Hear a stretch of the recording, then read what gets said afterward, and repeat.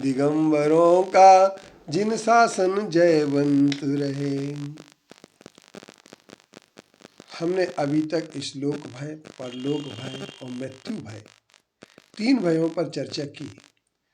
हमारे दर्शकों के लिए तीनों भयों की विशेषताएं समझ में आई होंगी। अब आज हम एक आकस्मिक भय होता है जिसे आदमी जिसके कारण से बहुत भयभीत हो जाता है और अपनी जिंदगी को ही वो एक ऐसा बना लेता है कि जहां भी जाता है वहां पर डिप्रेशन में रहता है। ये आकस्मिक भय, इसे अज्ञात भय कहते हैं, जिसके कारण से व्यक्ति निरंतर भयभीत होता है। वह अखबार में पढ़ता है कि एक व्यक्ति चला जा रहा था, इमारत का छज्जा गिरा, उसकी मृत्यु हो गई। वो रोड के किनारे चलना बंद कर देता है, रोड के बीच से चलने लगता है, लेकिन वह भूल जाता है कि रोड के बीच से चलने पर भी कोई ना कोई आकस्मिक खतरा हो सकता है। रोड पर चलने का, किनारे चलने पर अगर खतरा है तो रोड पर के बीचों बीच चलने में भी खतरा है। अब वह जब गाड़ी पर चलता है तो गाड़ी की स्टीयरिंग संभालने के से डरने लगता है। कई लोग अज्ञात भय से, आकस्मिक भय से इतने पीड़ित होते हैं कि उन्हें साइकिल चलाने में भी डर लगने लगता है। कई को मोटरसाइकिल पर पीछे बैठने में डर लगता है। कई को हेलीकॉप्टर उड़ते हुए देख करके डर लगता है कहीं हेलीकॉप्टर उनके ऊपर ना गिर जाए। लेकिन मैं ये कहता हूँ कि इस आकस्मिक डर के कारण से व्यक्ति घर में छुपा हुआ बैठ जाए तो भी तो प्रॉब्लम है ना, वहाँ पर भी कुछ ना कुछ हो सकता है। अगर वह चला जा रहा है रात में तो उसे कई लोग डरवा देते हैं।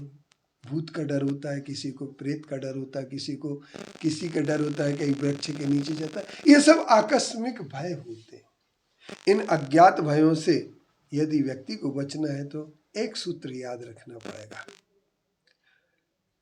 जम जस देश काले, जिस देश में, जिस काल में, जिस विधान से, जिस निमित्त से जो होना है वही होगा। अलंग शक्तिर भवितव्य तेयम हेतु द्वया विस्कृतकारी लिंगाय अनिश्वरो जंतु रहं क्रियार्थ संहितकारी सुविधि साध्यवादी। हम ये कह सकते हैं कि जब जैसा जिस काल में जैसा होना है वैसा होगा, उसे कोई टाल नहीं सकता है। होनी तो हो के रहे, अनहोनी न होए, और जाको राखे साइया मार सके न कोई। हम इतने डर से क्यों ग्रसित हो जाते हैं? तो हमारे सर्वज्ञ का ज्ञान, जिसके लिए उसका बोध हो जाता है, जिसे ये बोध हो जाता है कि मेरे सर्वज्ञ, मेरे प्रभु, मेरे परमात्मा मेरे लिए जो बात कहते हैं वह कभी झूठी नहीं हो सकती।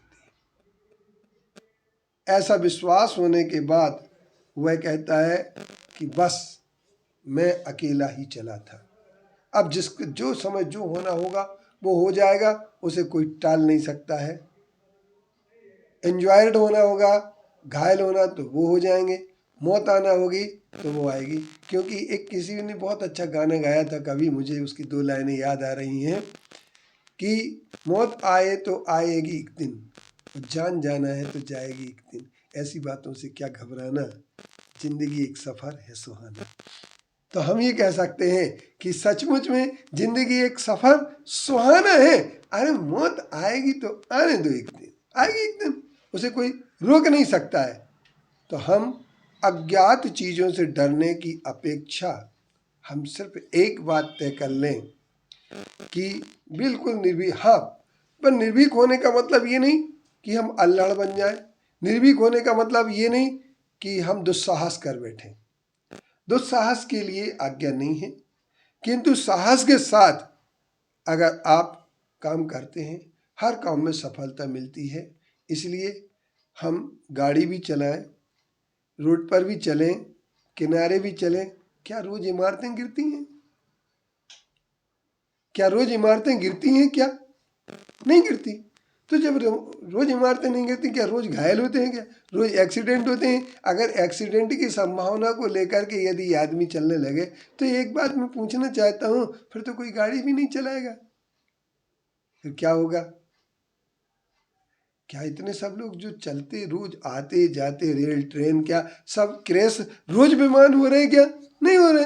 इसलिए जिंदगी एक सफर सुहाना अपन को जीना चाहिए, अच्छे से जिए, अच्छे से अपने जिंदगी को बढ़िया बनाए, डर को बाहर निकाल दें, निडर होकर के जीना शुरू कर दें।